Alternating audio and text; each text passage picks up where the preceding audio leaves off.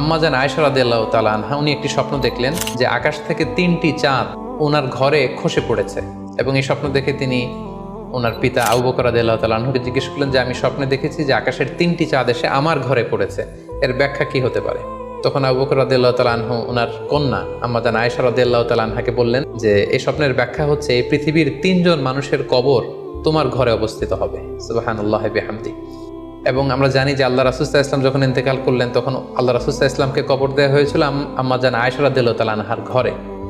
এবং তখন আবু বকর রাদিয়াল্লাহু তাআলা আনহু বলেছিলেন যে আয়েশা, তোমার কি মনে আছে তুমি যে একটা স্বপ্নের ব্যাখ্যা আমার কাছে জানতে চেয়েছিলে যে 3টি আকাশের চাঁদ তোমার ঘরে খসে পড়েছে, এই দেখো আল্লাহ রাসূল সাল্লাল্লাহু আলাইহি ওয়াসাল্লামের কবর তোমার ঘরে হয়েছে, তুমি জেনে রেখো যে 3টা চাঁদের শ্রেষ্ঠ চাঁদ হচ্ছে এটি। এবং আমরা এও জানি যে আবু বকর রাদিয়াল্লাহু তাআলা আনহু ইন্তেকালের পরে আম্মাজান আয়েশার ঘরেই কবর হয়েছে এবং ওমরে ফারুকের কবরও আম্মাজান আয়েশা রাদিয়াল্লাহু তাআলা আনহুর ঘরেই অবস্থিত।